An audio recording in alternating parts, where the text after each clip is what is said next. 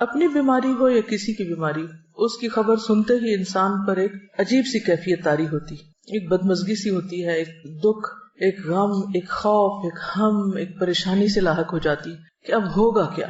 مثلا میں جس وقت پریپیئر کر رہی تھی، پڑھ رہی تھی، تو میرا بیٹا میرے پاس آیا، کہتے میرے پیٹ میں بہت درد ہو رہی، اور میں اتنی پرسکون تھی. میں نے اسے ایک دو سجیشن دی، ایسا کر لو، ایسا کر لو، ایسا کر لو، اور اس کے بعد میں بالکل مطمئن تھی. دنیا میں جو بھی کچھ ہوتا رہے، آپ خود پرسکون رہنا سیکھیں، اور وہ صرف اور صرف قرآن و سنت کی تعلیم ہی سے ہو سکتا ہے. تو ہر بیماری اور ہر تکلیف کی کوئی وجہ ہوتی ہے، اس سے ہمیں اپنی غلطیوں کو جاننے سمجھنے کا بھی موقع ملتا ہے، اور اللہ سبحانہ وتعالیٰ ہمیں اس کے ذریعے بہت کچھ سکھاتے ہیں اگر ہم عبرت کی نگاہ رکھیں اور واقعی ہم کچھ سبق سیکھنا چاہیں. پھر یہ کہ ہم مزید کئی چیزیں سیکھتے بھی ہیں. جب بیماری آتی ہے تو پھر آپ اس کے علاج کے لیے ڈاکٹرز کے پاس جاتے ہیں، آپ کی ملاقاتیں ایسے ایسے لوگوں سے ہوتی ہیں جو عام طور پر ممکن نہیں. مجھے اپنی بیماری کے دوران انتہائی پڑھے لکھے اور مختلف طرح کے لوگوں سے ملنے کا اتفاق ہوا. تو جب بھی میں کسی نئے ڈاکٹر کے پاس، بہت لرنڈ شخص کے پاس جاتی، تو میں سوچتی کہ کیا اس بیماری کے بغیر میں اس سے ملاقات کر سکتی تھی؟ نہیں کر سکتی تھی. اس سے سیکھ سکتی تھی جو اس نے مجھے 1-on-1 بیس پر بہت سی باتیں سکھائی ہیں، نہیں سیکھ سکتی تھی. تو اس میں بھی خیر ہے، تکلیفیں تو آتی جاتی رہتی، لیکن ہر چیز کا انسان اگر مثبت پہلو سامنے رکھے تو وہی لمحے انسان کے لیے خوشگوار بھی بن جاتے ہیں. مثلا آپ کے دانت میں تکلیف ہے اور آپ 1 گھنٹے بھر کے لیے ڈینٹسٹ کے کلینک میں سٹک ہو گئے ہیں، اور اس وقت جو مشینیں آپ کے اتنے دل کے قریب چلتی ہیں اور جو آپ سب کچھ دیکھتے ہیں، اس سے دل بھی دھڑکتا ہے، خوف بھی آتا ہے، اور موت کتنی شدت کے ساتھ اور اپنی بے بسی کتنی اچھی طرح انسان کو معلوم ہو جاتی. پھر اپنی غلطیاں ایک ایک کر کے یاد آتی ہیں کہ کیا کھانا چاہیے تھا، کیا نہیں کھانا چاہیے تھا، کیسے دانت صاف کرنے چاہیے تھے، کہاں ہم سے کوتاہی ہوئی. اور پھر یہ ہے کہ مرنے کے بعد اور آخرت میں، اور انسان وہاں ایسا غور و فکر کرتا ہے کہ جو آپ اپنی مصروف روزمرہ کی زندگی میں کر ہی نہیں سکتے، کسی صورت میں نہیں کر سکتے. اسی طرح جب آپ مختلف کلینکس پہ جاتے ہیں تو بعض اوقات آپ ورسٹ کیسز دیکھتے ہیں. گھر میں رہ کے تو آپ بھی بیمار بنے ہوئے، لیکن باہر جاتے ہیں آپ دیکھتے ہیں کہ ہم سے زیادہ کس کس تکلیف اور مصیبت میں لوگ، تو اپنی تکلیف کم لگتی ہے اور شکر ادا ہوتا ہے. یعنی پھر انسان تکلیف پر شکر ادا کرنا سیکھتا ہے. اسی طرح لامتناہی فوائد ہیں، اگر آپ ان فوائد پہ غور کرنا چاہیں اور آپ ان کو جاننا چاہیں. ان سب پر غور کا فائدہ یہ ہوگا کہ آپ کے اندر ایک عجیب اطمینان اور ایک شکر کی کیفیت پیدا ہوگی اور آپ پرسکون ہو جائیں گے. آپ نے دیکھا ہوگا ایک شخص فوت ہوتا ہے تو دوسرا اس کے فوت ہونے کی خبر سن کے ہارٹ اٹیک میں فوت ہو جاتا ہے. ایسی خبریں بھی آپ نے پڑھی ہوں گی. تو چھوٹے چھوٹے غم اور تکلیفیں جو انسان پہ آتی رہتی ہیں، یہ انسان کو مضبوط بھی کرتی ہیں اور بڑی خبریں سننے کا ایک حوصلہ بھی پیدا کرتی ہیں. اور ایک نبأ عظیم بڑی خبر تو ہے ہی ہم سب کے سامنے، وہ تو مرے ہوئے کو بھی اٹھا کے کھڑا کر دے گی. وہ کون سی؟ عما یتساءلون عن النبأ العظیم.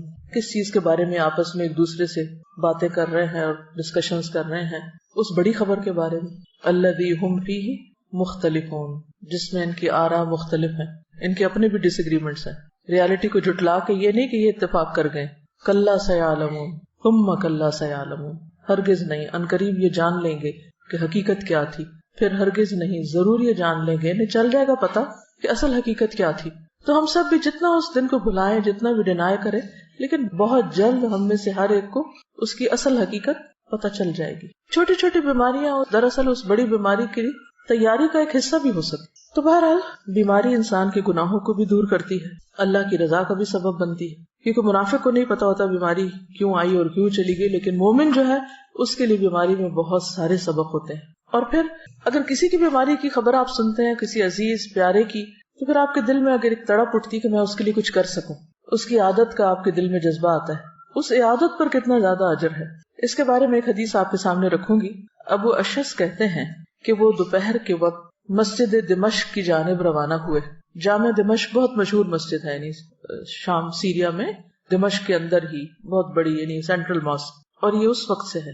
راستے میں حضرت شداد بن اوس رضی اللہ عنہ سے ملاقات ہو گئی. صحابی ہیں، تو گویا دور صحابہ میں وہ مسجد آباد ہو چکی تھی. ان کے ساتھ سنابحی بھی تھے، نام ہے. میں نے پوچھا کہ اللہ تعالیٰ آپ پر رحم فرمائے، کہاں کا ارادہ ہے، کہاں جا رہے ہیں؟ انہوں نے فرمایا کہ یہاں ایک بھائی بیمار ہے، اس کی عیادت کے لیے جا رہے ہیں. چنانچہ میں بھی ان کے ساتھ چل پڑا. اچھا آپ جا رہے ہیں تو میں بھی ثواب کو معلوم. جب وہ دونوں اس کے پاس پہنچے تو اس سے پوچھا کہ کیا حال ہے. اس نے بتایا کہ میں نے اچھے حال میں صبح کی ہے. قال اصبحت بنعمت، ہیں بیمار لیکن کیا کہہ رہے ہیں؟ اصبحت بنعمت، اچھے حال میں صبح کی ہے. حضرت شداد نے فرمایا خوش ہو جاؤ، ابشر، کہ تمہارے گناہوں کا کفارہ ہو چکا اور گناہ معاف ہو چکے، کیونکہ میں نے نبی صلی اللہ علیہ وسلم کو یہ فرماتے ہوئے سنا ہے کہ اللہ تعالیٰ فرماتا ہے جب میں اپنے بندوں میں سے کسی مومن بندے کو آزماتا ہوں، یعنی اس کا امتحان لیتا ہوں، اور وہ اس آزمائش پر بھی میری تعریف کرتا ہے، اس تکلیف کے آنے پر بھی میری تعریف کرتا ہے، یہ اہم پارٹ ہے، تو جب وہ اپنے بستر سے اٹھتا ہے وہ اپنے گناہوں سے اس دن کی طرح پاک صاف ہوتا ہے جس دن اسے اس کی ماں نے جنم دیا تھا۔ اور اللہ تعالیٰ فرماتا ہے وَيَقُولُ الرَّبُّ عَزَّ وَجَلَّ أَنَا قَيَّدتُ عَبْدِي، میں نے اپنے بندے کو قید کیا۔ آپ سٹک ہو جاتے ہیں نا، قید ہو جاتے ہیں، کچھ کر نہیں پاتے، اٹھ نہیں سکتے، میں نے اپنے بندے کو قید کیا۔ وَابْتَلَيْتُهُ، اور میں نے اس کی آزمائش کی، اس کا امتحان لیا، اور اس نے کیا کیا؟ اس پر بھی شکر ادا کیا۔ یہ لکھا ہوا نہیں لیکن محذوف ہے، انڈرسٹوڈ ہے، تو اس کے لیے اب تم اجر کیا لکھو؟ وَأَجْرُ لَهُ كَمَا كُنْتُمْ تُجْرُونَ لَهُ وَهُوَ صَحِيحٌ، لہٰذا تم اس کے لیے ان تمام کاموں کا اجر و ثواب لکھو جو وہ تندرستی کی حالت میں کرتا تھا۔ آپ کے تہجد چھوٹ گئے، آپ کی تلاوت چھوٹ گئی، آپ کی خدمت خلق چھوٹ گئی جو آپ صبح صبح گھر والوں کی کرتے ہیں اٹھ کے، آپ کے بعض اوقات ایسی غنودگی ہوتی ہے آپ کے اذکار چھوٹ جاتے ہیں، اور آپ کو سب سے زیادہ تکلیف کس پہ ہو رہی ہوتی ہے بیمار ہونے کے بعد؟ میں اتنا محروم ہوں، یہ سارے لوگ اتنی اتنی نیکیاں کریں، خصوصاً اگر رمضان میں ہو جائیں یا حج پہ ہو جائیں، پھر تو اور بھی برداشت نہیں ہوتا کہ یا اللہ یہ کیا ہو گیا۔ تو اس وقت اللہ سبحانہ وتعالیٰ مہربانی کرتے ہیں جب عام بندے ساتھ چھوڑ دیتے ہیں۔ شرط ایک ہے، اور وہ کیا ہے؟ اس وقت بھی پازیٹیو رہو، اس وقت بھی اچھا ہی سوچو، اس وقت بھی اللہ کی تعریف کرو کہ یہ کسی مقصد کے بغیر نہیں آئی اور میرے گناہ دھل جائیں گے اور میرے لیے اس میں بھی فائدہ ہے، اجر و ثواب مل گیا بنا کیے بھی، اور بیماری کا اپنا ایک جو کفارہ ہوتا ہے یعنی گناہوں کی معافی وہ بھی ساتھ ہو گیا، دگنا اجر آپ نے کما لیا، یہ دوہری کمائی کر لی بیمار ہو کر۔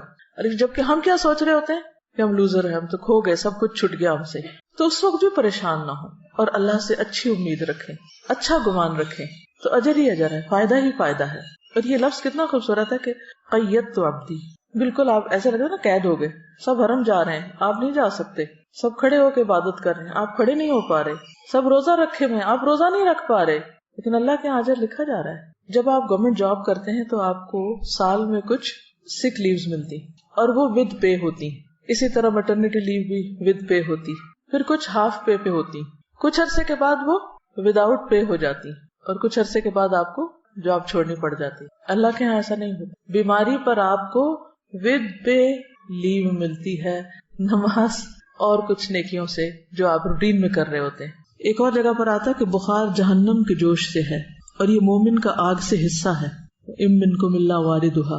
پھر اسی طرح ایک اور حدیث میں آتا ہے بخار جو تھا نبی صلی اللہ علیہ وسلم کی خدمت میں آیا اور عرض کیا مجھے اپنے لوگوں کے پیچھے بھیجیے، تو آپ نے انصار کے پاس بھیج دیا، ان کے ہاں 6 دن رہا، 6 دن رات، اور ان پر بخار بہت سخت واقع ہوا، بہت زیادہ بخار آیا، ان کو بخار ان کے گھروں میں گھس گیا، تو انہوں نے آپ سے شکایت کی۔ اس پر رسول اللہ صلی اللہ علیہ وسلم نے ان کے ایک ایک گھر اور ایک ایک کمرے میں جانا شروع کر دیا اور ان کے لیے عافیت کی دعا فرمائی۔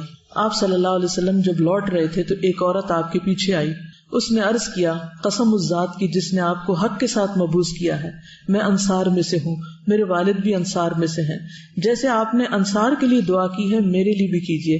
آپ نے فرمایا کیا چاہتی؟ اگر چاہو تو میں تمہارے لیے دعا کروں کہ تم بخار سے محفوظ رہو، چاہو تو برداشت کر لو اور تمہیں جنت ملے گی۔ اس نے کہا میں صبر کروں گی اور جنت کو خطرے میں نہ ڈالوں گی۔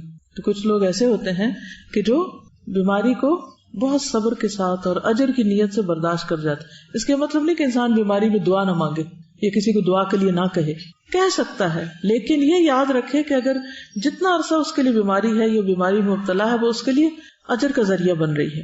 نبی صلی اللہ علیہ وسلم نے فرمایا خوش ہو جاؤ، مومن کے مرض کو اللہ تعالیٰ کفارہ اور اپنی رضا کا سبب بنا دیتے ہیں، اور فاجر نافرمان گناہگار اس کا مرض ایسا ہے جیسے اونٹ کہ اس کے مالک نے اسے باندھ دیا اور اس کے بعد چھوڑ دیا، اسے نہیں خبر کیوں باندھا اور اسے نہیں پتا کیوں چھوڑا، بخار کیوں آیا اور کیوں گیا۔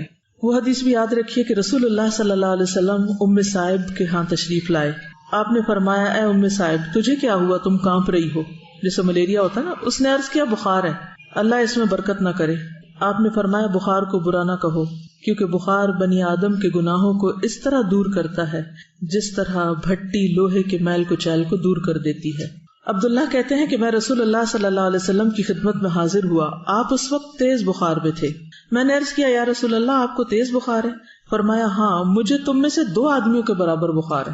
آپ کی بیماری عام لوگوں کے مقابلے میں دگنی ہوتی تھی کیونکہ آپ کے لیے اجر بھی زیادہ تھا. میں نے عرض کیا کہ اس سبب سے آپ کو دوہرا اجر ملے گا؟ فرمایا یہی بات ہے. جس مسلمان کو کانٹا چبھنے کی یا اس سے زیادہ کوئی تکلیف پہنچتی ہے اللہ تعالیٰ اس کے ذریعے اس کے گناہوں کو اس طرح دور کر دیتا ہے جس طرح درختوں سے پتے خزاں کے موسم میں. بخار مانگنا نہیں ہے لیکن آ جائے تو پریشان نہیں ہونا, گھبرانا نہیں, برا بلا نہیں کہنا. اور آپ کو پتا ہے کہ اس میں کئی بیماریوں سے شفا بھی ہے. جب بخار ہوتا ہے نا تو دراصل ہمارے اندر کے گندے مادے جو ہوتے ہیں وہ جل رہے ہوتے ہیں. وہ ایک کلینزنگ کا عمل ہوتا ہے اور عام طور پر یکایک شدید قسم کی ڈوز دے کر اس کو ٹھنڈا کر دیا جاتا ہے. جو گال بلیڈر میں وہ سٹونز بنتے ہیں, ایک حکیم صاحب نے مجھے بتایا تھا کہ وہ جب بخار کے ذریعے کچھ مادے اکٹھے ہو رہے ہوتے ہیں کچھ آرگنز میں, جب ایک دم آپ ٹھنڈا کرتے ہیں تو وہی مادے سٹون بن جاتے ہیں اور پھر وہ مزید بیماریوں کا سبب بنتے ہیں. ایک اور حدیث ہے حضرت ابو سعید خدری رضی اللہ عنہ سے مروی ہے کہ ایک آدمی نے نبی صلی اللہ علیہ وسلم سے پوچھا کہ ہمیں جو بیماریاں لگتی ہیں یہ بتائیے کہ ان پر ہمارے لیے کیا ہے. نبی صلی اللہ علیہ وسلم نے فرمایا یہ بیماریاں گناہوں کا کفارہ بن جاتی ہیں. ہم سب گناہ کرتے ہیں جانے انجانے, بعض چیزوں کا تو ہمیں پتہ ہی نہیں کہ ہم غلط بھی کر رہے ہیں کیونکہ علم ہی نہیں ہوتا کہ یہ غلط ہے. کچھ عرصے بعد پتہ چلتا ہے تو توبہ استغفار شروع کرتے ہیں کہ کیسی جہالت ہے, پتہ ہی نہیں تھا کہ یہ نہ کرنے والا کام ہے. بہرحال حضرت ابی بن کعب رضی اللہ عنہ نے عرض کیا اگرچہ بیماری چھوٹی ہی ہو, چھوٹی سی بیماری ہے کوئی, تب بھی؟ نبی صلی اللہ علیہ وسلم نے فرمایا ہاں اگرچہ ایک کانٹا ہی چبھ جائے یا اس سے بھی کم. یہ سن کر حضرت ابی بن کعب رضی اللہ عنہ نے اپنے متعلق یہ دعا کی کہ موت تک ان سے کبھی بھی بخار جدا نہ ہو. کیا دعا کی؟ کہ مجھے ہر روز بخار ہو. اور یہ کون ہے دعا کرنے والے؟ ابی بن کعب, عالم صحابی ہیں, کاتب وحی ہیں, لیکن وہ ایسا بخار ہو کہ حج اور عمرہ, جہاد فی سبیل اللہ اور فرض نماز با جماعت میں رکاوٹ نہ بنے. میرے یہ کام نہ چھوٹے, ویسے بے شک بخار چڑھا رہے.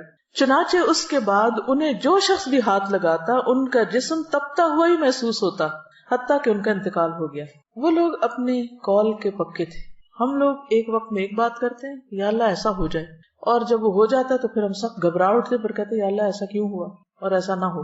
تو اس لیے جو بھی دعا مانگے سوچ سمجھ کے مانگے اس چیز کو جسے آپ نبھا سکیں. لیکن عافیت کی دعا بہرحال اللہ تعالیٰ کو بہت محبوب ہے, اپنے لیے عافیت ہی مانگے. مگر عافیت مانگنے کے باوجود بھی کچھ نہ کچھ تکلیف آ ہی جاتی ہے. اصل سبق جو سیکھنے کا ہے وہ یہ کہ جب تکلیف آ جائے تو اس وقت آپ کا رویہ کیا ہونا چاہیے. بیماری میں مومن کا رویہ, اصل چیز جو کاؤنٹ کرتی ہے وہ کیا ہے کہ ہم کسی بات یا کسی موقع پر کیسے ریئیکٹ کرتے ہیں. ہم کیا کرتے ہیں؟ لِيَبْلُوَكُمْ أَيُّكُمْ احسن عملا. اور یہ احسن عمل صرف نماز کا خشوع نہیں دیکھا جا رہا, وہ تو اپنی جگہ ہے. یہ احسن عمل ہر عمل میں احسن, ہر عمل میں اچھا رویہ. آپ دیکھیے کہ اگر اس بات پر انسان پورا اتر جائے تو جنت بھی ہے اس کے لیے, لیکن دنیا میں بھی کتنا سکون ہو جائے. ہمیں عموماً تکلیف کس چیز سے ہوتی ہے؟ لوگوں کے کن رویوں سے ہوتی ہے تکلیف؟ جو وہ چھوٹی چھوٹی بات پر آپے سے باہر ہو جاتے ہیں. کوئی بات مرضی کے خلاف ہو گئی تو اتنا نیگیٹو وے میں ریئیکٹ کیا, موڈ آف کر لیا, کئی دن تک بولنا چھوڑ دیا, سیدھے منہ بات نہ کی. اسی سے تو دل تنگ ہوتے ہیں نا, کہیں بھی اکٹھے رہنا مشکل ہو جاتا ہے لوگوں کا. تو مومن کا دل غمگین ہوتا ہے لیکن اس کا چہرہ مسکراتا ہوتا ہے. مرضی کے خلاف بھی بات ہو جائے تو کوشش کر کے مسکرائیں, ورنہ کیا ہے کہ شکوہ ہے کس سے؟ اللہ تعالیٰ سے کہ کیوں ہمیں آزمائش میں ڈالا. کیونکہ کوئی تکلیف نہیں آتی مگر اللہ کے اذن سے آتی. اس وقت ایک ایسے کردار کا مظاہرہ کریں کہ جو واقعی اللہ کا پسندیدہ کردار ہو, اور اس وقت بھی ڈائریکٹ آپ کا کنیکشن اپنے رب کے ساتھ ہو کہ میرے اللہ تو جانتا ہے نا کہ میں کس تکلیف سے گزر رہا ہوں, چاہے وہ جسمانی ہو یا روحانی ہو یا جذباتی ہو یا کچھ بھی ہو. بندوں کو سنانے کا فائدہ نہیں, وہ سمجھ ہی نہیں پاتے کہ مسئلہ کیا ہے. آپ ایڈوائس لے سکتے ہیں کسی سے, لیکن آپ لے کے دیکھیں مایوسی ہوں گے, کچھ بہت فائدہ نہیں ہوگا. تو بہتر کیا ہے, پرو ایکٹیو اپروچ اختیار کریں. مثلاً روٹین میں جیسے اب قرآن مجید آپ پڑھ رہے ہیں اس کے ساتھ ایک تعلق ہے, آپ نے دیکھا ہوگا ہر روز جواب آتا ہے کہ نہیں, جیسے جیسے حالات گزر ہوتے ہیں ویسے ویسے آیات آ رہی ہوتی ہیں. یہ پرو ایکٹیو اپروچ ہے, مسائل سے نبٹنے کی ہے, ہدی للمتقین ہے, ہدایت ہے, گائیڈنس ہے آپ کے لیے. آپ کو روز کے مسئلوں کا حل پیش ہو رہا ہے. کوئی تک ہی نہیں بنتی کہ انسان پھر قرآن کو چھوڑ کے بیٹھ جائے. روٹین میں آپ اس کو پکڑے رکھیں. نبی صلی اللہ علیہ وسلم نے اپنے پیچھے کیا چھوڑا تھا جس کو پکڑ کے رکھنا ہے. ہم سب کے لیے بھی یہی کتاب ہے, اس کا ساتھ نہ چھوٹے. شفا ہی شفا ہے, مسائل کا حل ہی حل ہے. ایسا اعتدال آپ کی زندگی میں آئے گا, ایسی خوبصورتی آئے گی, ایسا حسن آئے گا کہ دنیا بھی پرسکون ہو جائے. کیونکہ غم اور پریشانی کا تعلق آپ کی اپنی ذات سے ہوتا ہے، وہ آپ کے اپنے اندر کا مسئلہ ہوتا ہے، باہر کا کام اندر کا زیادہ. اور دین ہمارا اسی اندر کے مسئلے، اسی بل کو نکالنے کی کوشش کرتا ہے، اور یہیں سے نکلتا ہے، کوئی نہیں نکال سکتا. اللہ سے بڑھ کے ہمیں کون سمجھتا ہے، ہماری نفسیات کون جانتا ہے؟ تو اللہ تعالیٰ اپنی کتاب میں ہمیں ہر چیز کے بارے میں بتاتے ہیں. پھر اس کے بعد سنت ہے، نبی صلی اللہ علیہ وسلم کی احادیث ہیں، اس سے بہت کچھ سیکھنے کو ملتا ہے. ایک اور حدیث ہے، حضرت ابو ہریرہ سے روایت ہے کہ رسول اللہ صلی اللہ علیہ وسلم نے فرمایا، اللہ تعالیٰ فرماتا ہے جب میں اپنے مومن بندے کو آزماتا ہوں اور وہ تیمارداری کرنے والوں کے سامنے میرا شکوہ نہیں کرتا، میری شکایت نہیں لگاتا، جو اس کا حال پوچھے، تو اس کو اپنی قید سے آزاد کر دیتا ہوں، بیماری سے شفا دے دیتا ہوں، اس کے پہلے گوشت کے عوض بہترین گوشت عطا کرتا ہوں، اس کے پہلے خون کے بدلے بہترین خون دیتا ہوں، اور وہ اثر نو عمل کرتا ہے. ہوتا ہے نا کہ جب بیمار ہوتا ہے انسان تو عبادات ہالٹ پہ آ جاتی ہیں، رک جاتی ہیں، ساری روٹین ڈسٹرب ہو جاتی ہے، کام چھوٹ جاتے ہیں، یوں لگتا ہے اب تو کبھی صحت ملنی کوئی نہیں، اب تو ہمیں اس کے ساتھ ہی جینا پڑے گا. لہذا نہ تو دوا کرتے ہیں، نہ ہی کوئی اور اپنا خیال کرتے ہیں، بس پھر ہر وقت ایک بسورا ہوا چہرہ اور ایک مریل شکل اور مریل چال کے ساتھ سب کو بیزار کرتے ہیں. اللہ پہ توکل کہاں گیا؟ تو یہ تو کبھی سوچے ہی نہ کہ ہم نے کبھی ریٹائر ہونا ہے. بیڈ پہ بھی پڑ گئے تو بھی کیا کرنا ہے؟ اگر دماغ کام کر رہا ہے نا، زبان کام کر رہی ہے، کان کام کر رہے ہیں، آنکھ کام کر رہی ہے، صرف اتنا حصہ کام کر رہے ہیں، تب کے لیے بھی سوچ رہے. اللہ نہ کرے کہ کبھی ایسا ہو، لیکن کئی دفعہ ہو بھی جاتا ہے نا کچھ لوگوں کے ساتھ. تو بس زبان سے اللہ کا ذکر، نگاہوں سے غور و فکر، اور کانوں سے اچھی باتیں سننا، قرآن سنیں، اچھے لیکچر سنیں، کچھ بھی کریں.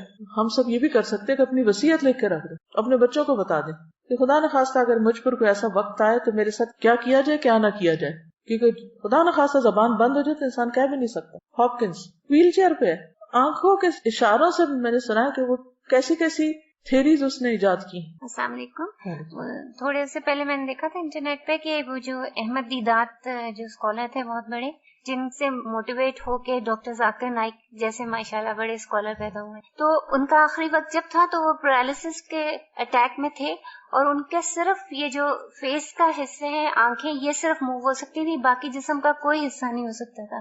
اور کتنے دن وہ ہاسپٹل کے بیڈ پہ اس طرح رہے، اور آنکھوں کے اشارے سے اپنے جو اسسٹنٹس تھے ان کو کچھ لکھوا رہے تھے اور ان کو بتا رہے تھے کہ یہ کرو یہ کرو. اور میں دیکھ رہی تھی کہ یعنی ان کی آنکھوں سے بالکل ایسا نہیں لگ رہا تھا کہ ان کے اوپر اتنی بڑی بیماری جو ہے وہ طاری ہے، اور وہ یعنی پورے سوچ اور فہم کے ساتھ ان کو وہ انسٹرکشنز. تو کبھی بھی مایوسی اور شیطان کو پاس نہ پٹکنے دیں کہ آپ کچھ کریں نہ، بس بیکاری نہیں آنے دینی اپنے پاس، حالات کچھ بھی ہوں. دیکھیں اگر انسان نیت کر لیتا تو اللہ پورا کرا دیتا ہے نا. کچھ سچویشنز کو آپ اوائڈ نہیں کر سکتے، آپ کی زندگی کے ساتھ بند گئی ہیں، آپ کی تقدیر کا حصہ ہے. تو پھر بھی دیکھا یہ جائے گا کہ آپ نے ان حالات میں رہ کے کیا کیا. ٹھیک ہے، تو بہرحال بیماری کا شکوہ نہیں کرنا، واویلا نہیں کرنا، دوسروں کو بیزار نہیں کرنا، اس کو اپنے اوپر طاری نہیں کر لینا. تو انشاءاللہ آپ دیکھیں گے ایک تو اس کی انٹینسٹی کم ہوگی، دوسرا یہ کہ آپ کے آس پاس کے لوگ آپ کے پاس رہنا چاہیں گے، بھاگیں گے نہیں آپ سے. ورنہ ہوتا ہی ہے نا کہ جو بندہ تنگ کر مارے تو سب ادھر ادھر ہو جاتے ہیں. پھر یہ ہے کہ آپ کچھ پروڈکٹیو پازیٹیو کام میں اپنی انرجی لگائیں، کیونکہ رونے کے لیے بھی انرجی چاہیے ہوتی ہے نا، اور چیخنے کے لیے بھی، اور غصے کے لیے بھی، اور سب اوٹ پٹانگ حرکتوں کے لیے انرجی چاہیے ہوتی. جب آپ کی ساری انرجی وہاں لگ جاتی ہے تو پھر جب اچھا کام کرنے کا وقت آتا ہے پھر آپ تھک کے سو جاتے ہیں. اپنی ساری انرجی کو چینلائز کرنا ہے، پازیٹیو وے میں یوز کرنا ہے. پھر ایک اور حدیث ہے، حضرت ابو امامہ سے روایت ہے کہ نبی صلی اللہ علیہ وسلم نے فرمایا، جس بندے کو بھی بیماری سے پچھاڑ دیا گیا، پیرالائز ہو گیا کسی بھی طرح، یا پڑ گیا ہے بیڈ پہ، تو اللہ تعالیٰ اسے جب بیماری سے اٹھاتا ہے تو وہ پاک ہوتا ہے، یعنی اس کے گناہوں کا کفارہ ہو چکا ہوتا ہے. پھر آپ دیکھیے ایک اور حدیث ہے، نبی صلی اللہ علیہ وسلم جب مدینہ تشریف لے گئے تو مدینہ کی زمین جو تھی وہ وبائی زمین تھی. پورے عرب میں سب سے زیادہ وبائیں جو تھی وہ مدینہ میں ہوتی تھی، ارض الوبا تھی. جب صحابہ وہاں پر گئے تو بیمار پڑ گئے، ایک ایک کو بخار، اور حضرت ابو بکر کی حالت یہ ہو گئی تھی کہ ان کو لگتا تھا کہ جیسے بس اب وہ دنیا سے رخصت ہونے والے ہیں، اتنے شدید بیمار ہو گئے تھے وہ بھی. حضرت بلال کے بارے میں آتا ہے اور بھی صحابہ. تو نبی صلی اللہ علیہ وسلم نے اس موقع پر کیا کیا تھا؟ نبی صلی اللہ علیہ وسلم نے مدینہ کے لیے برکت کی دعا کی اور کہا کہ یہاں کے بخار کو جوفہ کی طرف لے جائے، یعنی کہ غیر آباد علاقے کی طرف وہاں چلا جائے، یہاں نہ ہو. تو اس کے بعد مدینہ وباؤں سے خالی ہو گیا. عن عائشہ رضی اللہ عنہا قالت لما قدم رسول اللہ صلی اللہ علیہ وسلم المدینہ بعث أبو بكر وبلال فكان أبو بكر إذا أخذته الحمى يقول كل امرئ مصبح في أهله والموت أدنى من شراك نعله، وكان بلال إذا أقلع عنه الحمى يرفع أقيرته يقول ألا ليت شعري هل أبيتن ليلة بواد وحولي إذخر وجليل، وهل أردن يوما مياه مجنة وهل يبدون لي شامة وطفيل. قال اللهم لعن شيبة بن ربيعة وأتبة بن ربيعة وأمية بن خلف كما أخرجونا من أرضنا إلى أرض الوباء. ثم قال رسول الله صلى الله عليه وسلم اللهم حبب إلينا المدينة كحبنا مكة أو أشد، اللهم بارك لنا في ساعنا وفي مدنا وصححها لنا وانقل حماها إلى الجحفة. قالت وقدمنا المدينة وهي أوبأ أرض الله. قالت فكان بطحان يجري نجلا تعني ماء آجنا. بخاری. حضرت عائشہ فرماتی ہیں جب اللہ کے رسول صلی اللہ علیہ وسلم مدینہ تشریف لائے تو ابو بکر صدیق رضی اللہ تعالیٰ عنہ اور حضرت بلال رضی اللہ تعالیٰ عنہ کو بخار آ گیا. پھر ابو بکر کو جب بخار چڑھتا تو وہ یہ شعر پڑھتے گھر میں اپنے صبح کرتا ہے ہر ایک فرد بشر، یعنی ہر شخص اپنے گھر میں صبح کرتا ہے اور موت اس کی جوتی کے تسمے سے بھی نزدیک تر ہوتی ہے. یعنی وہ اپنے آپ کو کیا سمجھتے کہ اب موت میرے بہت قریب ہے. یعنی کہ یہ پڑھنے کا مطلب کیا تھا کہ اب میں نہیں بچتا. کبھی آپ کے ساتھ ایسا ہوا کہ آپ کو بخار ہو یا کوئی بیماری لگے اور آپ سوچیں کہ اب تو میں مر ہی جاؤں؟ یہ بہت ایک نیچرل سی فیلنگ ہے، ہر شخص اس کیفیت سے گزرتا ہے، کچھ زیادہ کچھ کم، لیکن یہ خیال صحت کی حالت میں کم آتا ہے اور بیماری کی حالت میں زیادہ آتا ہے. تو حضرت ابوبکر نے بھی اپنے انہی جذبات کا اظہار کیا کہ ہر شخص اپنے گھر میں صبح کرتا ہے اور موت اس کی جوتی کے تسمے سے زیادہ قریب ہوتی ہے. اور بلال کا بخار جب اتر جاتا تو وہ رو کر بلند آواز سے یہ پڑھتے. یوں لگتا ہے کہ جیسے کوئی ملیریا کی قسم کا بخار تھا کہ چڑھتا ہے اور اترتا ہے، تو رو کر بلند آواز سے یہ شعر پڑھتے کاش پھر مکہ کی وادی میں رہوں، کیونکہ ہجرت کر کے مدینہ آئے تھے. کاش پھر مکہ کی وادی میں رہوں ایک رات، سب طرف اگے ہوئے ہوں وہاں جلیل اذخر نبات. اذخر ایک گھاس ہوتا ہے جس میں خوشبو ہوتی ہے اور وہ اپنے مردوں کو دفن کرتے ہوئے ان کے ساتھ بھی رکھتے تھے، اور جلیل بھی اسی طرح گھاس کی قسم ہے. اور پیو پانی میں جنہ کا جو ہے آب حیات. یہ مکہ سے چند میل کے فاصلے پر مر الزہران کے قریب ایک مقام ہے، اسے سوق حجر بھی کہتے ہیں، وہاں پر یہ پانی تھا. یعنی وہاں کا پانی ہوتا ہے نا، کچھ چشمے مشہور ہو جاتے ہیں اچھے پانی. کاش پھر دیکھوں میں شامہ اور طفیل. یہ مکہ سے 30 میل کے فاصلے پہ 2 پہاڑ ہیں، تو ان کا ذکر. وہاں پہاڑوں کے بھی نام ہوتے، جیسے کسی پہاڑ کا نام لیجیے جبل ابو قبیس، اور جبل کعبہ، جبل احد، جبل عیر، جبل نور جس میں غار حرا ہے. تو بہرحال یہ 30 میل دور پہاڑوں کے نام ان کو معلوم ہے اور ان کو یاد کر کے رو رہے ہیں. مکہ تو مکہ ہے. اچھا، یہ جو جبل احد ہے یہ مدینہ کے ایک طرف ہے، اور اس کے بالکل اپوزٹ سائڈ پر جہاں سے وہ شروع ہوتی ہے نا، اس کی ذوالحلیفہ کے پاس، اگر کبھی آپ جائیں وہاں احرام پہنتے ہیں دوبارہ عمرہ کرنے کے لیے، تو عیر اس کے قریب ہے. اب جہنم کے پہاڑوں میں سے بہت عجیب سا پہاڑ ہے، دیکھ کے ایک وحشت ہوتی ہے. کالے رنگ کا پہاڑ ہے جبل احد، لال رنگ کا ہے، جیسے لال اینٹوں کا رنگ ہوتا ہے نا، اسی قسم کا. اور عیر اس کے اپوزٹ. تو اس کو میں دیکھتی اور آنکھیں بند کرتی، دیکھتی اور آنکھیں بند کرتی کہ یا اللہ تو محفوظ رکھنا اور یہ نہ ہمیں دکھانا. کیونکہ تپتی دھوپ کے اندر وہ کالے رنگ کا پہاڑ، اور پہاڑ کی بھی یوں چوٹی نہیں ہے، اوپر سے ایسے اسٹریٹ سا ہے، عجیب سا لگتا ہے دیکھ کے. تو یہ جہنم کے اندر ہوگا. اصل میں اللہ تعالیٰ نے دنیا میں انسان کو کچھ ایسی چیزیں دکھائی کہ جس سے وہ اپنے ان گھروں کو بھی یاد کر لے. ہوتا ہے نا کہ ہم جنت تو نہیں دیکھ سکتے، جہنم تو نہیں دیکھ سکتے، لیکن جب یہ کہا جاتا ہے کہ یہ ٹکڑا جنت کے ٹکڑوں میں سے ہے، یا پہاڑ جنت کے پہاڑوں میں سے ہے، یا یہ دریا جو ہے وہاں سے جاری ہوئے ہیں اور یہ جہنم کی وادی میں سے ہے، تو پھر وہ ایک عجیب طرح کی فیلنگ آتی ہے جو خالی سنتے رہنے سے نہیں آتی، دیکھنے سے ایک اور بات بنتی ہے. تو بہرحال حضرت بلال جو تھے وہ یہ شعر پڑھا کرتے تھے اور کہا کہ اے میرے اللہ، شیبہ بن ربیعہ اور عتبہ بن ربیعہ اور امیہ بن خلف، ان مردودوں پر لعنت کر جنہوں نے ہمارے ملک سے ہمیں نکال کر وبا کے ملک میں دھکیل دیا. مدینہ کیا تھا؟ وبا کا ملک. رسول اللہ صلی اللہ علیہ وسلم نے یہ سن کر فرمایا یا اللہ، مدینہ بھی ہم کو مکہ کی طرح یا اس سے بھی زیادہ محبوب بنا دے. یعنی ہمیں مدینہ سے بھی محبت دے دے یا مکہ سے بھی زیادہ دے دے.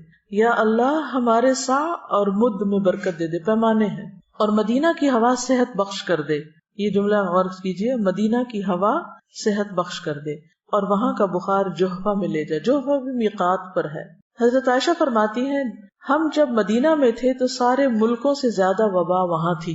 پھر فرمایا کہ مدینہ میں بطحان ایک نالا تھا، اس میں بہت ہی تھوڑا بدمزہ اور بدبودار پانی بہتا رہتا تھا، لیکن جب اللہ کے رسول صلی اللہ علیہ وسلم نے وہاں کے لیے دعا کی تو بہت سی نعمتیں وہاں پر اللہ تعالیٰ نے عطا کی. اور یہاں آپ نے جو دعا کی نا بہت دلچسپ ہے کہ مدینہ کی ہوا صحت بخش کر دے. مدینہ کی ہم کہتے ہیں نا ایئر میں کچھ ہے، ایسے بولتے ہیں نا عام طور پہ، جیسے مکہ جاتا ہے نا تو ایک دم فلو ہونے لگتا ہے یا کچھ، تو ہم کہتے ہیں یہ ایئر میں ہے، بس آپ کو چمٹنا اس نے کہیں بھی جا کے پکڑ لینا ہے. اسی طرح آپ نے بھی دیکھا ہوگا کہ جب کوئی شخص ایک خاص علاقے میں رہ کر بیماری ہوتا چلا جائے تو عموماً کیا کہتے ہیں، جگہ تبدیل کریں.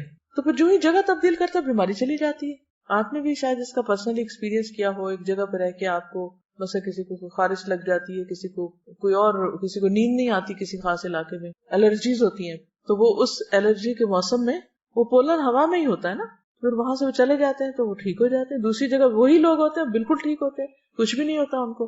تو ہوا بھی اللہ کے حکم پہ معمور ہے، اس کو حکم ملتا ہے، اور یہ ساری چیزیں ہم دیکھیں معلوم نہیں کیا کچھ ہمارے آس پاس کر رہی ہوتی. تو اس حدیث سے ایک تو دعا کی فضیلت بھی پتہ چلتی کہ انسان کو دعا مانگنی چاہیے. اب ایک وبا آ گئی ہے کسی ملک میں تو ہم ٹھیک ہے ویکسینیشن بھی کریں اور بھی بہت سی احتیاطی تدابیر کریں، لیکن اس کے ساتھ ساتھ دعا کریں کہ اللہ تعالیٰ یہاں کے موسم کو اچھا کر دے. سردیوں میں جب عموماً فلو اور کھانسی اور خشک کھانسی تو ہم کیا کہتے ہیں، سب کیا ہے، بارش نہیں ہوئی نا، تو یہ سب بیماریاں ہیں. تو بچپن میں سمجھ نہیں آتی کہ بارش سے بیماری کا کیا تعلق ہے. بڑے بزرگ یہی کہہ رہے ہوتے ہیں نا، اس دفعہ بارش نہیں ہوئی تو یہ اور یہ مسئلے ہو گئے، بہت زیادہ چیز پھیل گئی ہے. تو بارش بھی پاک کرتی ہے موسم کو. کس کو صاف کرتی ہے زیادہ؟ ہوائی کو صاف کرتی ہے، جس کو ہم اپنے پانی سے نہیں صاف کر سکتے. دوسری حدیث ہے، یہ بھی بخاری کی، عبداللہ بن عباس سے روایت ہے کہ عمر بن خطاب عوام کے حالات سے باخبر ہونے کے لیے شام کی طرف روانہ ہوئے. کون سی جگہ ہے شام؟ اس میں فلسطین، شام، اردن، یہ سب کچھ شامل تھا. ٹھیک ہے، شام صرف موجودہ شام نہیں. جب بھی شام کا لفظ آئے نا تاریخ کی کتابوں میں تو ساتھ ہی یہ بات یاد رکھیں کہ شام سے مراد فلسطین، اردن، موجودہ شام، یہ سب علاقے اس میں آتے ہیں. وہ خود کہاں رہتے تھے حضرت عمر؟ مدینہ. تو وہاں سے ٹریول کر کے شام جا رہے تھے. کیوں جا رہے تھے؟ لوگوں کو ملنے کے لیے، لوگوں کے حالات جاننے کے لیے. ٹھیک، یعنی سرکاری دورے پر.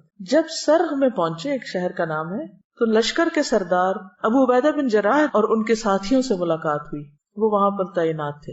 تو انہوں نے خبر دی کہ شام کے ملک میں وبا شروع ہو گئی ہے، طاعون پھیل گیا تھا. ابن عباس کہتے ہیں کہ عمر رضی اللہ تعالیٰ عنہ نے یہ سن کر مجھ سے کہا اگلے مہاجرین کو بلا لو. تو میں نے انہیں بلایا. عمر نے ان سے مشورہ کیا اور ان سے بیان کیا کہ وہاں طاعون شروع ہو گیا. اگلے مہاجرین سے مراد کون ہے؟ سابقین، یعنی کہ جو درجے میں بلند ہیں یا ہر جگہ جن سے مشورہ کیا کرتے تھے، جو اسلام میں سبقت لے گئے تھے. تو انہوں نے اس سے اختلاف کیا حضرت عمر کی رائے سے. کوئی کہنے لگا ہم ایک ارادے سے نکلے ہیں، اب طاعون سے ڈر کے واپس چلے جائیں، یہ ہمیں مناسب معلوم نہیں ہوتا. کسی نے کہا آپ کے ساتھ وہ بڑے بڑے صحابہ ہیں جو باقی رہ گئے ہیں اور ان کی زندگی قیمتی ہے، ہم مناسب نہیں سمجھتے کہ آپ انہیں لے کے وبا کے ملک میں چلے جائیں، وہ بھی سارے ختم ہو جائیں گے. یعنی چند سینئر صحابہ ہیں. عمر نے کہا اچھا اب تم جاؤ، میں نے تمہاری رائے سن لی. پھر انصار کو بلایا. حضرت عمر نے ان سے مشورہ کیا. انہوں نے بھی مہاجرین کی طرح اختلاف کیا. کوئی کہنے لگا آگے بڑھو، کسی نے کہا لوٹ چلو. یعنی لوگوں کا اوپینین مختلف تھا. کوئی کہتا تھا نہیں جائیں گے، کوئی کہتا تھا نہیں واپس. اچھا، ایک بات ہے کہ صحابہ بہت سچے لوگ تھے. جو ان کے دل میں ہوتا تھا وہ ان کی زبان پہ، جو ان کی رائے ہوتی تھی وہ بلاگ ہوتی تھی کہ یہ ٹھیک ہے یا نہیں ہے.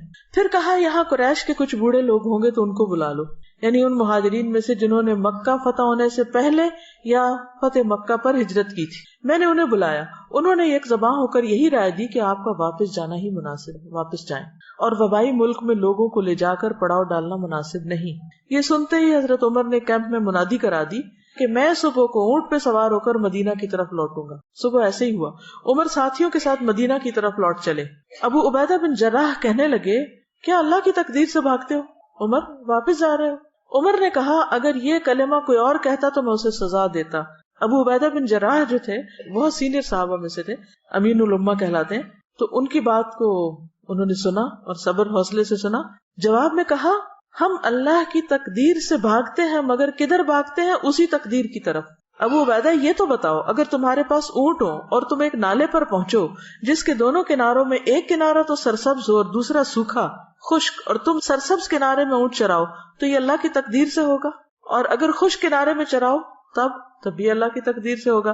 بہرحال تقدیر سے تو نہیں نکل سکتے. ابن عباس نے کہا اس کے بعد ایسا ہوا کہ عبد الرحمن بن عوف آئے. وہ ان مشوروں میں شریک نہیں تھے, کام کاج کے لیے کہیں گئے ہوئے تھے. انہوں نے یہ سب باتیں سن کر کہا میرے پاس تو اس مسئلے میں دلیل موجود ہے, تم لوگ آپس کی باتیں کر رہے ہو, میرے پاس ٹیکسٹ ہے, نص ہے. میں نے رسول اللہ صلی اللہ علیہ وسلم سے سنا. اس کی عربی بتا دیتی ہوں. اذا سمعتم به بارض فلا تقدموا عليه واذا وقع بارض وانتم بها فلا تخرجوا فرارا منه قال فحمد الله عمر ثم انصرف. مطلب کیا ہے کہ حضور صلی اللہ علیہ وسلم نے کیا فرمایا, وہ دلیل کیا تھی. آپ فرماتے تھے جب تم سنو کسی ملک میں وبا پھیلی ہوئی ہے تو وہاں نہ جاؤ, اور اگر اس ملک میں پھیلے جہاں تم ہو تو وہاں سے بھاگ کے مت جاؤ. یہ سن کر عمر اللہ کا شکر بجا لائے کہ ان کی رائے حدیث کے مطابق تھی, اور وہ مدینہ کو شر صدر کے ساتھ واپس لوٹ گئے. اس سے کیا باتیں پتہ چلتی کہ جہاں وبا پھیلی ہوئی ہو وہاں نہیں جانا چاہیے, اور اگر وہاں رہتے ہیں آپ تو وہاں سے بھاگ کر کہیں اور نہیں جانا چاہیے. وہ کیوں؟ وائرس دوسری جگہ منتقل ہو جائے گا. تو اس سے کیا پتہ چلتا ہے کہ ایسے مواقع پر احتیاطی تدابیر کرنا دین کے عین مطابق ہے, خلاف نہیں ہے. ٹھیک ہے, اپنے آپ کو ہلاکت کی جگہ سے بچانا, نقصان سے بچانا, اپنی جان کا دفاع کرنا, اپنے جسم بدن صحت کا دفاع کرنا, یہ بھی دین کا حصہ ہے. اس میں مجھے جو بہت زیادہ بات فیسینیٹ کی حضرت عمر کی شخصیت کے اوپر ہے کہ نکلے ہیں, مسئلہ پیش آیا ہے, خود سے ہی نہیں فیصلہ کر لیا. کیا کیا؟ سب سے اکٹھا نہیں کیا, ایک سے کیا, دوسرے سے کیا, کیونکہ اگر بہت بڑا گروپ ہو مشورہ دینے والا تو وہ پھر صرف بحث مباحثہ شروع ہو جاتا ہے. تو انہوں نے مہاجرین سے الگ کیا اور انصار سے الگ کیا, پھر ان میں سے بھی جو سلیکٹڈ لوگ تھے ان سے پھر الگ کیا, پھر اس سب کے بعد جو سن کے ان کی رائے بنی اس پر عمل کیا, اور پھر عبد الرحمن بن عوف نے جب حدیث سنائی تو اس پر شکر ادا کیا. ایک اور بات پتہ چلتی ہے کہ صحابہ جو تھے اللہ کے رسول صلی اللہ علیہ وسلم کی بات آنے کے بعد کوئی اختلاف نہیں کرتے. اب وہ جو کہہ رہے تھے کہ نہیں چلو چلو آگے ہی چلو, انہوں نے جب سنا کہ نبی صلی اللہ علیہ وسلم نے یہ فرمایا تو پھر کوئی نہیں ملتا کہ حضرت عمر کو کسی نے برا بلا کہا ہو یا کسی اور کو. ورنہ تو ہمارے یہاں کیا ہوتا ہے, اگر کسی نے کوئی ایسا فیصلہ کر لیا تو ساری زندگی اس کو تانے دیے جاتے ہیں کہ تم نے کیا کیا, تم بزدل, فلاں موقع پہ بھاگ گئے تھے. بعض اوقات سارے لوگ کچھ کہہ رہے تھے, ایک شخص کی رائے بڑی صائب ہوتی. تو یاد رکھیں کہ بعض اوقات کسی معمولی انسان کی رائے جو ہے وہ اتنی صائب ہوتی ہے کہ بڑے بڑے عقل مند پیچھے رہ جاتے. اس سے اللہ تعالیٰ یہ بھی دکھاتا ہے کہ تم عقل کل نہیں ہو, اور سارا علم تمہارے ہی پاس نہیں ہے, اور ساری سمجھ کے مالک صرف تم نہیں ہو, کوئی اور بھی ہو سکتا ہے. اس لیے بھی ضروری ہے کہ کوئی معمولی درجے کا شخص ہو یا کوئی بہت اعلیٰ, دونوں کو توجہ دی جائے. میں نے ایک روایت سنی تھی, مجھے نہیں معلوم اس کا کیا درجہ تھا کیا نہیں, بہت چھوٹی تھی جب سے یہ بات سنی تھی کہ اگر آپ کسی شخص کی کنگھی استعمال کریں گے تو آپ اور اس کے درمیان اختلاف پڑ جائے گا. مجھے اس بات میں ایک حکمت نظر آئی, چاہے اس کی کوئی شرعی دلیل یا کوئی طبی دلیل نہ بھی ہو, لیکن بات یہ ہے کہ کنگھی ایک پرسنل یوز کی چیز ہے. بعض لوگوں تو گھر میں ایک کنگھا رکھا ہوتا ہے, برش, سارا گھرانہ اسی سے کر رہا ہوتا ہے. ایک آیا وہ شیشے کے آگے کھڑا ہو گیا, دوسرا آیا اسی نے خوب لڑتے ہیں آپس میں. لڑائی کس لیے ہوتی ہے کہ اس میں ایک یہ حقیقت ضرور ہو سکتی ہے کہ ایک میلا چھوڑ گیا, ایک نے بال اس میں چھوڑ دیے, پھر وہ گما دی, اٹھائی یہاں سے رکھی کہاں, تو وہ پھر یہ چیزیں لڑائی کا سبب بن جاتی ہے. اس میں کئی اور اسباب ہو سکتے, ضروری نہیں کہ وہ اس کے اندر کچھ گھس جاتا ہے جو لڑنے کے قابل بنا دیتا ہے بندے. پھر اسی طرح حضرت عقبہ بن عامر سے روایت ہے کہ نبی صلی اللہ علیہ وسلم نے فرمایا, دن بھر کا کوئی عمل ایسا نہیں ہے جس پر مہر نہ لگائی جاتی ہو. یعنی وہ ایک طرح سے ریکارڈ ہو رہا ہے, سیو ہو رہا ہے ڈیٹا سارا. چنانچہ جب مسلمان بیمار ہوتا ہے تو فرشتے بارگاہ الہی میں عرض کرتے ہیں کہ پروردگار, تو نے فلاں بندے کو روک دیا ہے, حبستہ, اسے قید کر دیا, اب وہ کچھ کر نہیں سکتا, دوڑ نہیں سکتا. اللہ تعالیٰ فرماتا ہے کہ اس کے تندرست ہونے تک جیسے اعمال وہ کرتا ہے ان کی مہر لگاتے جاؤ, یا یہ کہ وہ فوت ہو جائے. یعنی روٹین میں جو وہ کرتا تھا, بیمار ہو گیا تب بھی وہ مہر لگاتے جاؤ ان ایریاز میں. آپ کی ڈیلی ڈائری جو ہے اس پہ اسٹیمپ لگتی جاتی ہے. شرط کس بات کی کہ آپ ایک روٹین میں ریگولر کچھ نہ کچھ کرتے رہیں, تاکہ فرشتوں کو بھی پتا ہو کہ کون سے تھے وہ کام جو آپ نہیں کر پا رہے. اب ایک اور حدیث میں آتا ہے, رسول اللہ صلی اللہ علیہ وسلم نے فرمایا, جب کوئی بندہ بیمار ہوتا ہے یا سفر میں جاتا ہے تو اس کے وہ تمام عمل لکھ دیے جاتے ہیں جو وہ حالت قیام اور زمانے تندرستی میں کیا کرتا تھا. اور صبر کا اجر کہ قیامت کے دن جب آزمائش والوں کو ان کی مصیبتوں کا بدلہ دیا جائے گا تو اہل عافیت تمنا کریں گے کاش ان کی کھالیں دنیا میں کینچیوں سے کاٹ دی جاتی, تاکہ ایسا اجر ملتا جو صبر کرنے والوں کو ملا ہے. اور پھر جو بیماری پر صبر کر جائے تو اس کے لیے جنت ہے. جیسے وہ ایک خاتون آپ کی خدمت میں حاضر ہوئی اور اس نے کہا کہ اللہ کے رسول صلی اللہ علیہ وسلم مرگی کا دورہ پڑتا ہے مجھے، تو آپ دعا کیجیے کہ میں ٹھیک ہو جاؤں. تو فرمایا کہ اگر تم چاہو تو میں کر دیتا ہوں، ورنہ اس کے بدلے تمہارے لیے جنت ہے. اس نے کہا کہ ٹھیک ہے، میں یہ نہیں کہتی مگر یہ کہ میرا پردہ جو کھل جاتا وہ نہ کھلے. تو آپ نے اس حصے کے لیے دعا کر دی. پھر اسی طرح جنت میں بھی درجات کی بلندی کا سبب ہے بیماری. محمد بن خالد اپنے دادا سے، جنہیں نبی کریم صلی اللہ علیہ وسلم کی صحبت کا شرف حاصل تھا، یعنی صحابی تھے، وہ نقل کرتے ہیں کہ ایک دن وہ اپنے کسی مسلمان بھائی سے ملاقات کے ارادے سے نکلے عیادت کے لیے. راستے میں ان کی بیماری کا پتہ چلا تو ان کے پاس پہنچ کر کہا کہ میں آپ کے پاس ملاقات کے لیے، عیادت کے لیے اور خوشخبری دینے کے لیے آیا ہوں. 3 کام: ملاقات، عیادت اور خوشخبری سنانے آیا. اس نے پوچھا یہ ساری چیزیں ایک جگہ کیسے جمع ہو گئی؟ انہوں نے جواب دیا کہ میں جس وقت نکلا تھا اس وقت آپ سے ملاقات کا ارادہ تھا، بس ملنے آ رہا تھا. راستے میں آپ کی بیماری کی خبر سنی تو عیادت کی نیت بھی کر لی. اور رہی خوشخبری تو وہ یہ ہے کہ میں نے نبی صلی اللہ علیہ وسلم کو یہ فرماتے ہوئے سنا ہے کہ جب اللہ کے ہاں کسی بندے کا مقام اور مرتبہ اس درجے سے آگے بڑھ جاتا ہے جہاں تک اس کا عمل نہیں پہنچتا، تو اللہ تعالیٰ اسے جسمانی، مالی یا اولاد کی طرف سے کسی آزمائش میں مبتلا کر دیتا ہے، پھر اسے اس پر صبر بھی عطا کر دیتا ہے، یہاں تک کہ وہ اس درجے تک جا پہنچتا ہے جو اس کے لیے طے ہو چکا ہوتا ہے. یعنی آپ ہر وقت جنت الفردوس مانگتے ہیں، روتے ہیں کہ یہ کرنا تھا کر نہیں پائے. یعنی کئی لوگوں کو لٹرلی روتے ہوئے دیکھا ہے جو واقعی سچے دل سے کہتے ہیں کہ ہمارا دل چاہتا ہے ہم یہ بھی کریں، یہ بھی کریں، یہ بھی کریں، لیکن ہم اسے ہو نہیں پا رہا. کبھی بچے چھوٹے ہیں، کبھی بیماری آ گئی ہے، کبھی کوئی اور وجہ بن گئی، عمل نہیں ہو پا رہا، کام کر نہیں پا رہے، کرنا چاہتے ہیں. اب عمل کے ساتھ تو اس درجے کو پا ہی نہیں سکتے کیونکہ وہ وقت نہیں ہے، موقع نہیں ہے، یا قابلیت نہیں یا صلاحیت نہیں. اب یہ گیپ ہے، ابھی کچھ قدم باقی ہیں، تو اللہ تعالیٰ کیا کرتے ہیں؟ وہ آزمائش بھیج دیتے ہیں، بندہ اس پہ صبر کر جاتا ہے. اس آزمائش کی وجہ سے وہ فاسٹ لفٹ پہ بیٹھ کے اوپر چلا جاتا ہے. قرآن پڑھنے کا سب سے بڑا فائدہ یہ کہ انسان کی ہائی تھنکنگ ہو جاتی کہ میں اس درجے کو پہنچوں. اور اگر صحابہ کی زندگی آپ پڑھیں تو اور بھی اس کو مہمیز لگ جاتی، کیونکہ وہ بہت مختلف طرح سوچتے تھے. وہ کبھی کبھی اپنی ڈریمز شیئر کرتے تھے. ڈریم سے مراد اپنے جو آئندہ کے خواب کے، کیا کریں، کہاں پہنچیں، کیسی موت آئے، کہاں جائیں. تو حیرت ہوتی ہے کہ سوچتے بھی کیسے تھے، ہم کو تو سوچنا بھی نہیں آتا. کیونکہ جو لوگ خواب دیکھتے ہیں وہی منزل پہ پہنچتے ہیں، اور اللہ پہنچا دیتا ہے، کسی بھی طرح پہنچائے. تو جب ایک طریقے سے نہیں پہنچ پاتے تو اللہ تعالیٰ کو اور طریقہ بتا دیتا ہے، اس سے نہیں تو ایک اور اس سے نہیں تو کسی اور. بس اللہ کی رضا پہ راضی ہونا سیکھ جائیں. لیکن یہ سب ہوگا اگر آپ کی تھنکنگ پازیٹیو ہوگی، ہوپ فل رہیں گے. جب مایوسی آنے لگے کہیں میرے لیے ناممکن، اللہ کے لیے سب ممکن، وہ کر سکتا، وہ کرے گا.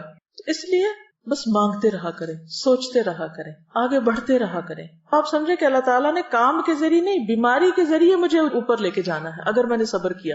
اب بے چھوڑیں، اللہ کی رضا پہ راضی ہو جائیں. وہ دکھ تکلیف تو ہوگی مگر راضی، یا اللہ میں راضی.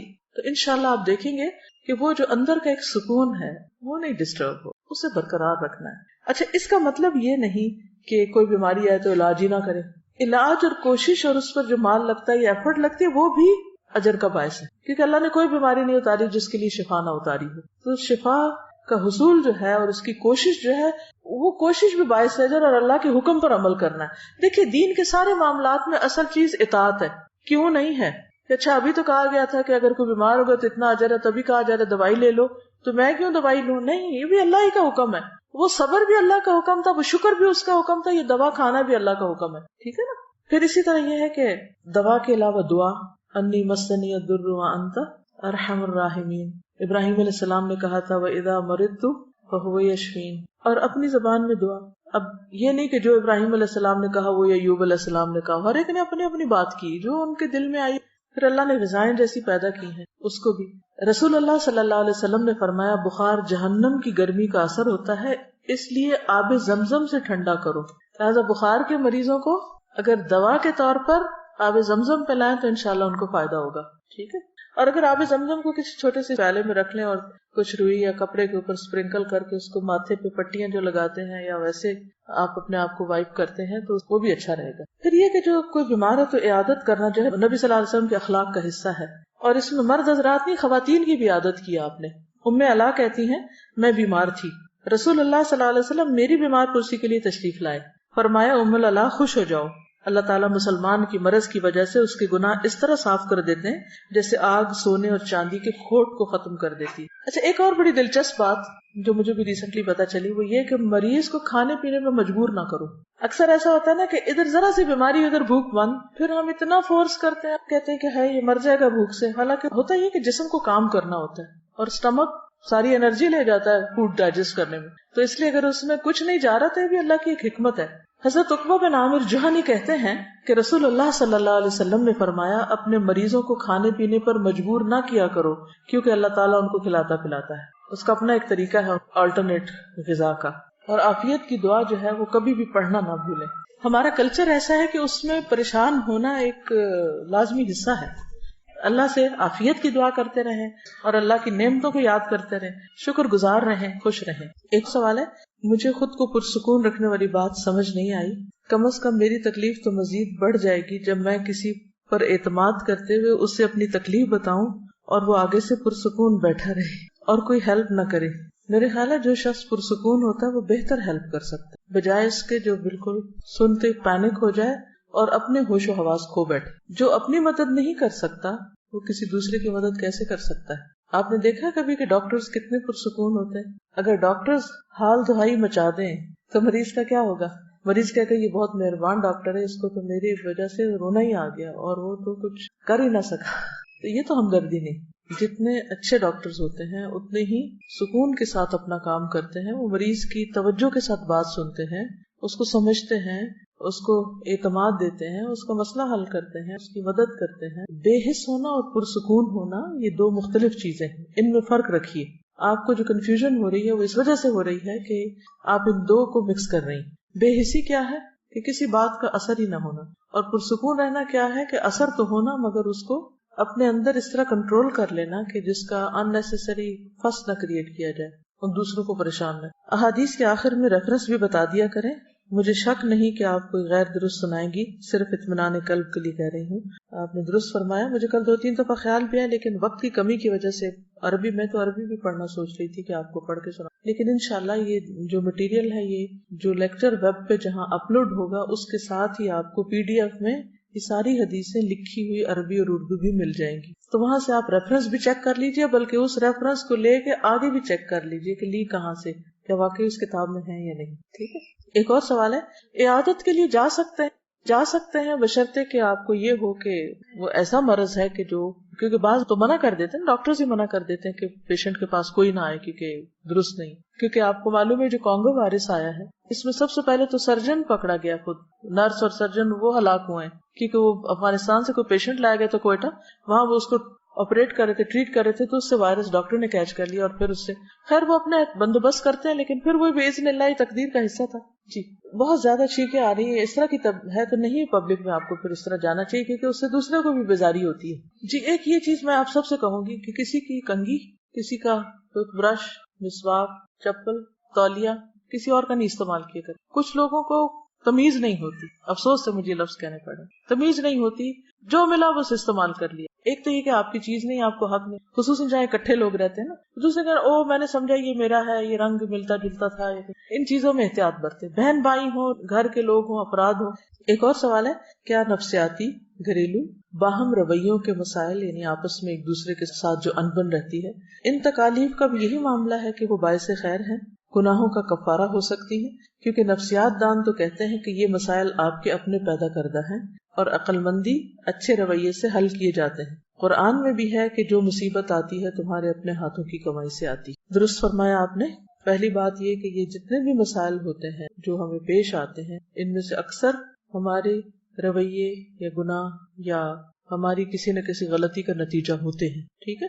اور اللہ تعالیٰ ان کے ذریعے ہمیں سکھاتے بھی ہیں کہ ہم سبق سیکھیں. جب ہم کسی کے ساتھ کوئی زیادتی کرتے ہیں تو ظلم کرنا ایک ایسا جرم ہے کہ جس کی سزا دنیا میں بھی ملتی ہے. انسان کو کسی کا حق نہیں مارنا چاہیے. تو دنیا میں جب کوئی تکلیف آتی ہے تو فوراً سوچیں. اس کی پہچان کا ایک بہت آسان طریقہ ہے کہ اس سے ملتا جلتا اپنا کوئی جرم سوچیں کہ آپ نے کیا کیا. یعنی کسی نے آپ کے ساتھ کوئی زیادتی کی تو اس وقت سوچیں کہ آپ نے تو ایسا کسی کے ساتھ نہیں کیا تھا، یا کوئی واقعہ پیش آیا تو اس میں آپ کی غلطی کہاں پر تھی.